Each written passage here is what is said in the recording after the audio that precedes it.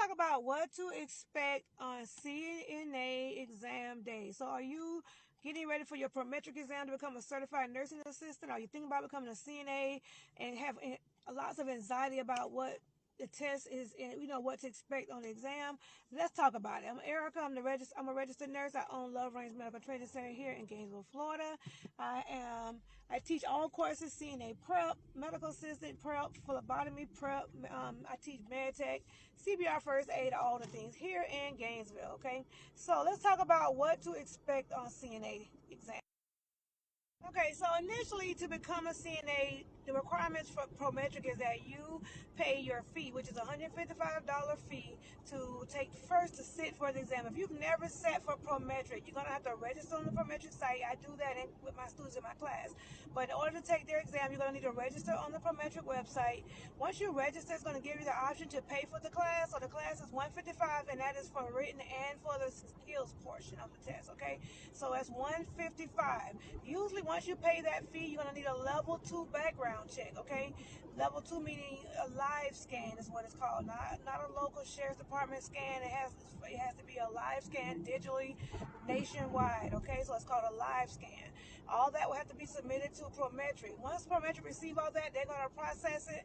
Usually typically about 10 days to get a test date, okay? They will message you and let you know that they have approved you to test.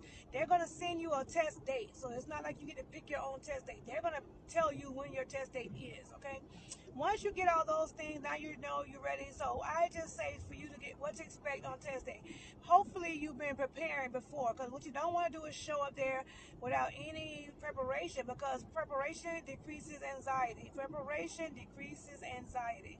So if you think you can just go in there, you worked in the field and you did some type of setting and you thinking I can just go take this test, you're going to be sadly mistaken. So I'm telling you, it does help for you to have some preparation before you go take this exam, okay? It's going to make things go smoother, because they are looking for specific things, which is what I cover in my course, and hopefully any other CNA prep course, okay? But just know that there are people who have taken this test and did good with it, okay? So just understand that there is some, you just got to take the risk, okay? I say take a course so it helps you be more prepared. Okay, day of the test.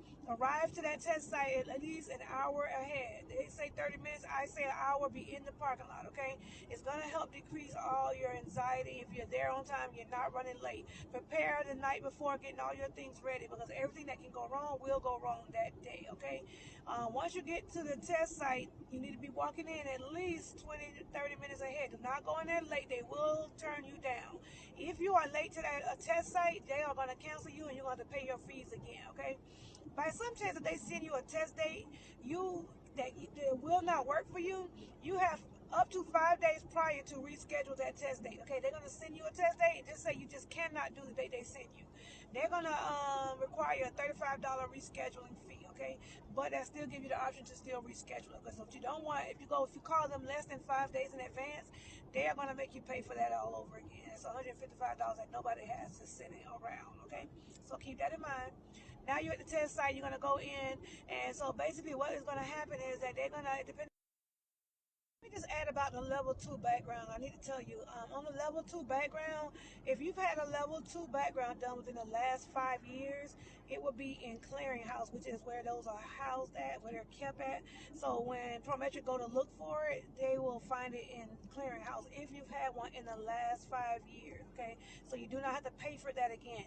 If you've never had a level 2, it's going to average you around $50 to $85, okay? So keep in mind, whatever the prep course training is, you're going to have to pay for that. Like mine is $350. You have to pay $155 for your exam, and then you're gonna have to pay for your level 2 if you haven't had one in the last 5. Okay, so that's what you need to make sure you have to be able to sit for the test. So now we're at the test site and what to expect. So the requirement is for Prometric is that you are going to be assigned 3 skills. And I'm talking about the skills. The written is one part. So the written test is 60 questions, and you have 90 minutes to take those questions. 60 questions, you have 90 minutes to take that exam. That's all written, okay? The skills portion is you're going to be assigned 3 skills. You will not know until the day that you get there. You will not know what your skills are. That's the unfortunate part, is that it's about 20 skills you got to know all of them. But there's ways to learn them all, but you just got to know all of the skills. Understand that a lot of them do carry over to the other ones, so you kind of can learn the routine of it. This is why I say you got to be prepared. You can't just show up in there. This is no way. I mean, yes, it's a small chance of people who do pass, but I'm just saying to make things go smoother for you. You don't want to, drop 155 and take a chance of risk of losing it. You need to prepare. But they're going to give you 3 skills, and they're going to tell you that day when you get there, well, these are your skills. They literally are assigned to you the day you pay for your fees. When you submit your fees, they already have the skills selected, but you won't know until you get there, unfortunately. Okay? You're going to also have to know the supplies, because what the test site won't do is tell you what the supplies are. And I'm referring to Florida. So keep in mind, these may be a little bit different for you, depending on if you're in a different state typically. But I just want you to know for Florida, you'll know your skills that day. When you get there, they're going to orient you to the space. So they'll tell you, like, this is where the bed is, this is where the linen is. They'll show you all the stuff. Okay, but you will have 3 skills, and keep in mind 3 skills plus hand washing.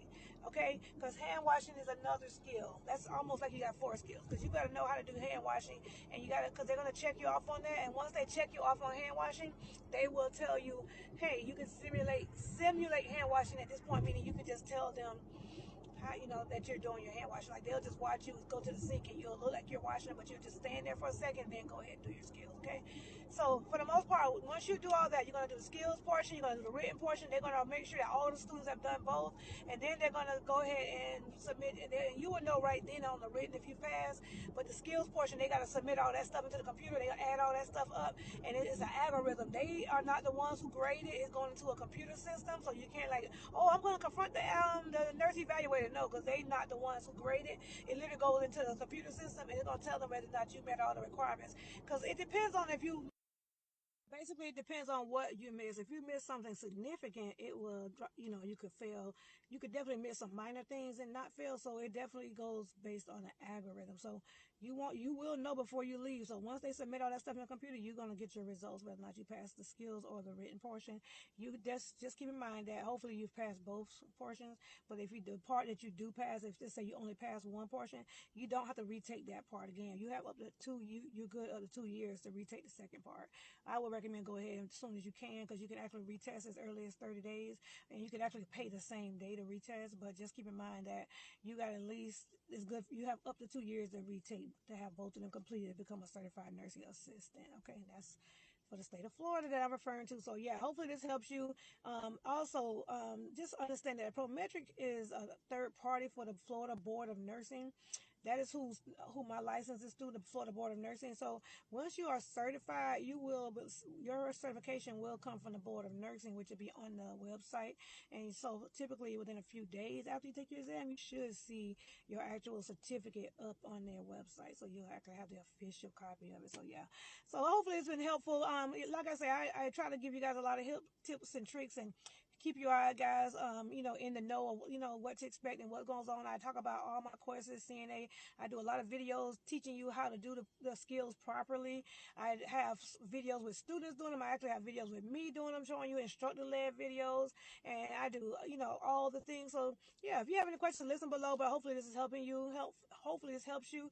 And hopefully you are getting ready to take your exam and all the things. And I wish you all the best. Talk to y'all later.